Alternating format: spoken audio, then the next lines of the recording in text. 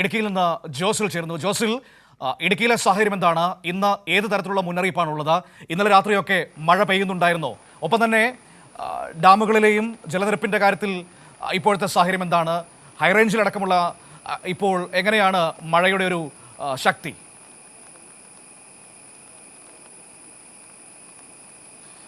മനു, ഇടുക്കി ജില്ലയിൽ ശക്തമായ മഴ തുടരുകയാണ്. ഞാനിപ്പോൾ നിൽക്കുന്ന ഈ തൊടുപുഴ മേഖലയിലടക്കം നമ്മൾ ഒരു 5 മിനിറ്റ് മുമ്പ് ലൈവ് നിൽക്കുന്ന കനത്ത മഴയിലേക്കായിരുന്നു. ഇപ്പോൾ ഒരു മഴ അല്പം തോർന്നിട്ടുണ്ട്, എന്നാൽ ചാറ്റൽ മഴ നിലനിൽക്കുകയാണ്. ജില്ലയിലെ എല്ലാ ഭാഗങ്ങളിലും അതിശക്തമായ മഴ തന്നെയാണ് ഉണ്ടായിരിക്കുന്നത്. അതിൻ്റെ ഭാഗമായി പതുക്കെ മണ്ണിടിച്ചിലും ആരംഭിച്ചിട്ടുണ്ട്.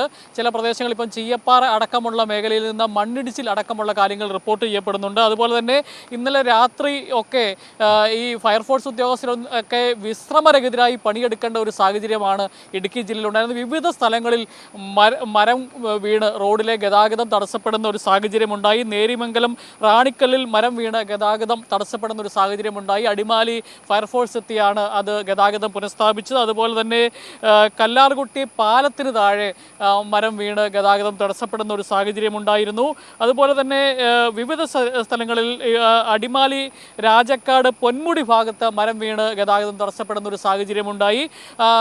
വിവിധ സ്ഥലങ്ങളിൽ ഇത്തരത്തിൽ മരം വീഴ്ചയെ തുടർന്ന് ഈ ഗതാഗതം തടസ്സപ്പെടുന്ന ഒരു സാഹചര്യമുണ്ട്. എന്നാൽ കൃത്യമായി ജില്ലാ ഭരണകൂടം എല്ലാ സജ്ജീകരണങ്ങളും ഒരുക്കിയിട്ടുണ്ട്. ഫയർഫോഴ്സ് ഉദ്യോഗസ്ഥർ വിശ്രമരഹിതരായി തന്നെ പണിയെടുക്കുന്നുണ്ട്. ഏതായാലും ഈ മരം വീഴ്ച ശക്തമായതിനെ തുടർന്ന് മനുഷ്യജീവന് ഭീഷണി ഉണ്ടാക്കുന്ന അപകടകരമായി നിൽക്കുന്ന മരങ്ങൾ വെട്ടിനീക്കാൻ ജില്ലാ കളക്ടർ ഇപ്പോൾ ഉത്തരവ് പുറപ്പെടുവിച്ചിട്ടുണ്ട്. അതുപോലെ തന്നെ ഇന്ന് മന്ത്രി റോഷി അഗസ്റ്റിൻ്റെ നേതൃത്വത്തിൽ ജില്ലാ ഭരണകൂടം ഉന്നത ഉദ്യോഗസ്ഥന്മാരുടെ യോഗം വിളിച്ചിട്ടുണ്ട്. ഓൺലൈനായിട്ടാണ് ഈ യോഗം നടക്കുക. കളക്ടറും സബ് കളക്ടർ അടക്കമുള്ള ഉന്നതതല ഉദ്യോഗസ്ഥരെല്ലാം ഈ യോഗത്തിൽ പങ്കെടുക്കണം എന്ന് നിർദ്ദേശം നൽകിയിട്ടുണ്ട്. പ്രധാനമായും 4 ഡാമുകളാണ് ഇപ്പോൾ ഇടുക്കി ജില്ലയിൽ തുറന്നിരിക്കുന്നത്. മലങ്കര ഡാം, അതുപോലെ കല്ലാർകുട്ടി ഡാം, ലോവർ പെരിയാർ, പാബ്ല, 4 ഡാമുകളാണ് ഇപ്പോൾ ഇടുക്കി ജില്ലയിൽ തുറന്ന് ഇരിക്കുന്നത്. എല്ലാവിധ ശക്തമായ നിയന്ത്രണങ്ങളും ജില്ലാ ഭരണകൂടം ഏർപ്പെടുത്തിയിട്ടുണ്ട്. പ്രത്യേകിച്ച് വിനോദസഞ്ചാര മേഖലയിൽ ഈ ജലാശയങ്ങളുമായി ബന്ധപ്പെട്ടുള്ള വിനോദസഞ്ചാരങ്ങൾക്ക് കൃത്യമായ നിയന്ത്രണം ഏർപ്പെടുത്തിയിട്ടുണ്ട്. അതുപോലെ തന്നെ സാഹസിക യാത്രകളടക്കം സാഹസിക വിനോദങ്ങളടക്കമുള്ള എല്ലാ അത്തരത്തിലുള്ള വിനോദങ്ങളും നിൽക്കുന്നത് എവിടെയാണ്? പുറകിൽ വെള്ളമൊക്കെ കാണാൻ കഴിയുന്നുണ്ട്. ഏതെങ്കിലും പുഴയുടെ കരക്കിലാണോ അതോ ഡാമിന്റെ ഫ്രണ്ടിലാണോ? എവിടെയാണ് ഇപ്പോൾ?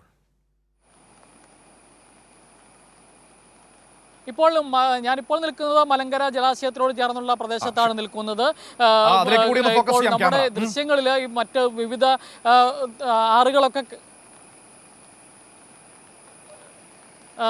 ഇപ്പോൾ മലങ്കര ജലാശയത്തിൻ്റെ ദൃശ്യങ്ങളാണ് ഇപ്പോൾ കാണുന്നത്. ഇവിടെ മലങ്കര ഡാമിൻ്റെ 5 ഷട്ടറുകൾ തുറന്ന് വെച്ചിട്ടുണ്ട്. മറ്റ് ഡാമുകൾ ഇപ്പോൾ ഇടുക്കി ജില്ലയിൽ ഞാൻ നേരത്തെ സൂചിപ്പിച്ചതുപോലെ തന്നെ 4 ഡാമുകളാണ് തുറന്നിരിക്കുന്നത്. ഒന്ന് പാബ്ല, അതുപോലെ തന്നെ കല്ലാർകുട്ടി, ലോവർ പെരിയാർ ഡാമുകളാണ് തുറന്നിരിക്കുന്നത്.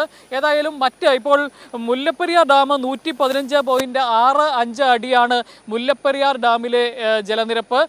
മറ്റ് ഡാമുകളിലെ എല്ലാം ജലനിരപ്പ് ഉയരുന്ന ഒരു സാഹചര്യമുണ്ട്. എന്നാൽ അത്ര ഒരു ഭീഷണി ഉണ്ടാക്കുന്ന നിലയിലേക്ക് ജില്ലയിലെ ഡാമുകളുടെ ജലനിരപ്പ് ഉയർന്നിട്ടില്ല. ഈ താരതമ്യേന ചെറിയ ഡാമുകളായ 4 ഡാമുകളാണ് ഇപ്പോൾ തുറന്നിരിക്കുന്നത്. മനു, ശരി. ഏതായാലും ഇടുക്കി ജില്ലയിൽ നിന്നുള്ള ദൃശ്യങ്ങളാണ് നമ്മളിപ്പോൾ കണ്ടുകൊണ്ടിരിക്കുന്നത്. മലങ്കര ഡാം അവിടെ തുറന്നു വിട്ടിരിക്കുകയാണ്. ഒപ്പം തന്നെ പാബ്ല, കല്ലാർകുട്ടി തുടങ്ങിയ അണക്കെട്ടുകളൊക്കെ തുറന്നിട്ടുണ്ട്.